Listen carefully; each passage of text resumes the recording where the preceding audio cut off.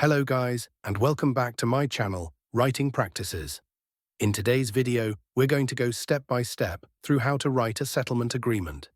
This is a very important legal document that's used to formally resolve a dispute between two parties without going through lengthy legal battles. Whether it's a business disagreement, a contract issue, or a personal matter, a settlement agreement helps both sides reach a peaceful resolution in writing.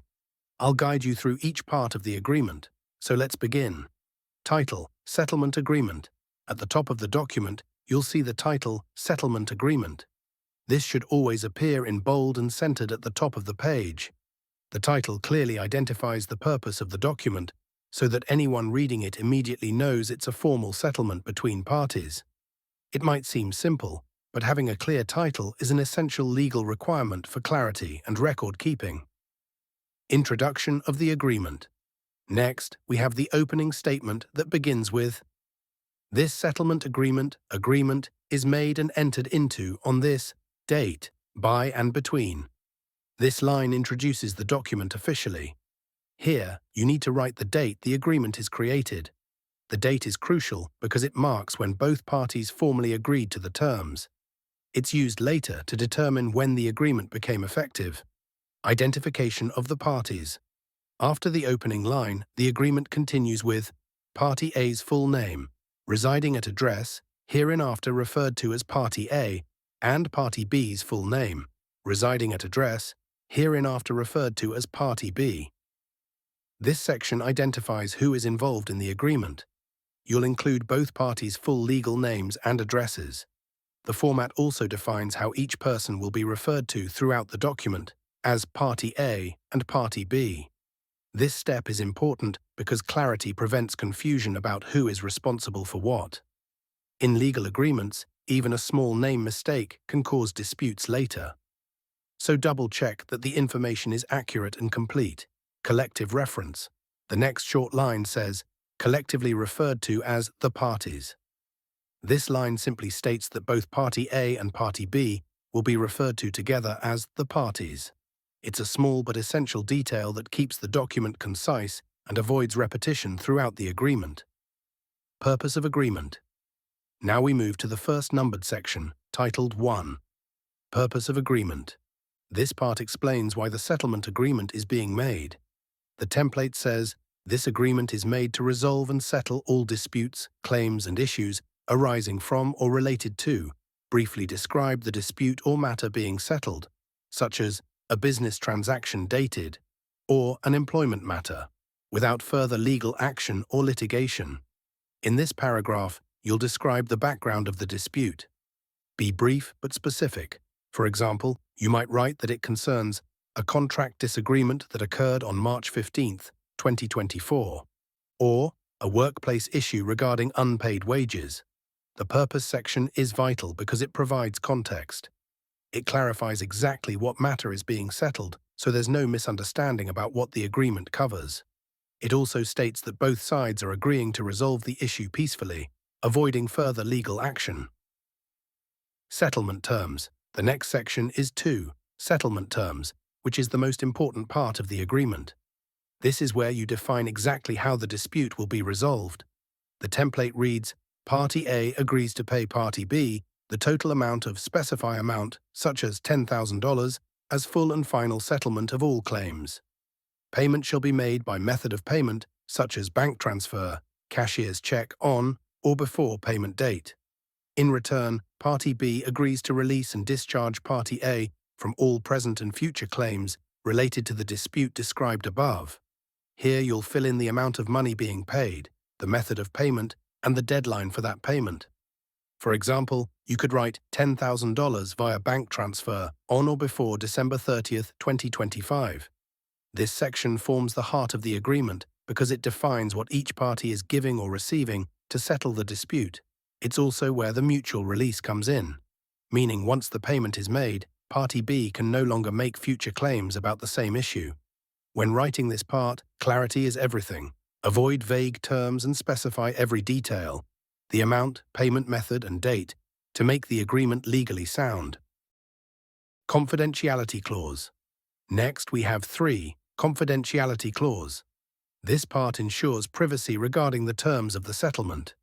The template states, both parties agree to keep the terms and conditions of this agreement strictly confidential and not disclose any details to third parties except as required by law.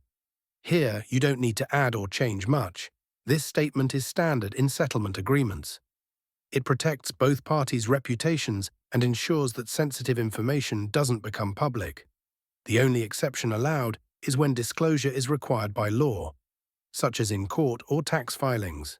This section matters because confidentiality builds trust. It assures both parties that the details of the settlement won't be shared or used against them later. No admission of liability.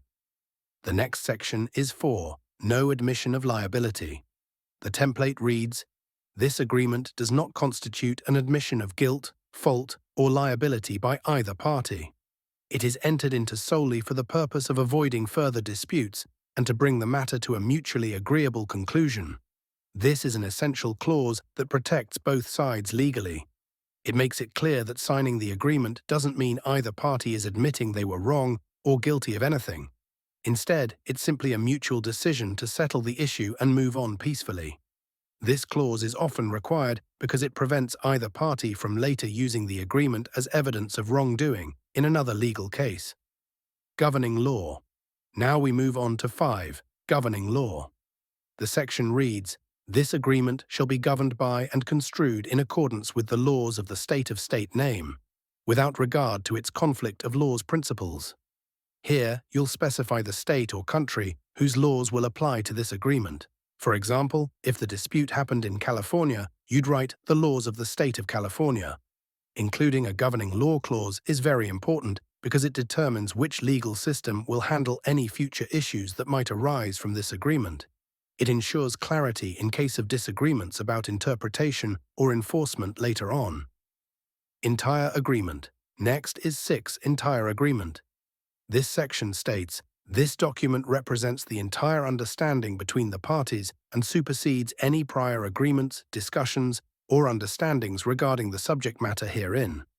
This means that everything both parties have agreed on is included in this document. Any earlier conversations, emails, or verbal promises are no longer valid. This section is necessary because it prevents misunderstandings or disputes about what was previously discussed. Once signed, only what's written in this agreement is enforceable. Acknowledgement. Now we move to 7. Acknowledgement. It reads, both parties acknowledge that they have read and fully understand this agreement, have had the opportunity to seek independent legal advice, and voluntarily agree to all its terms. This section confirms that both Party A and Party B entered into the agreement willingly, with full understanding of what it means. It also confirms that they had the chance to get legal advice before signing, which makes the document more legitimate. This acknowledgement protects both parties from future claims that someone was pressured or misled into signing. It's a crucial statement for fairness and transparency. Execution section. Finally, we have the signature section, which reads, in witness whereof, the parties have executed this settlement agreement on the date first written above. Then you'll include spaces for Party A signature, name, Party A's full name, date, and the same for Party B. This section makes the agreement official. Both parties must sign and date it for it to take legal effect. Signatures serve as evidence that each party accepts the terms and intends to be bound by them. And that's it. That's how you write a complete settlement agreement step by step. As you can see, each section has its own legal purpose, from identifying the parties to outlining payment terms and ensuring confidentiality. Together, they form a balanced and enforceable contract that helps both sides move forward without further disputes. When you draft your own settlement agreement, remember to be clear, detailed, and neutral in tone. Avoid emotional language, keep everything factual, and double-check all names, dates, and figures. If you found this tutorial helpful, don't forget to like this video, subscribe to Writing Practices, and turn on notifications so you won't miss any of my upcoming tutorials on legal and professional writing. And if you have any questions or suggestions for future videos, feel free to leave them in the comments below. I always love hearing from you. Thank you so much for watching, and I'll see you in the next video.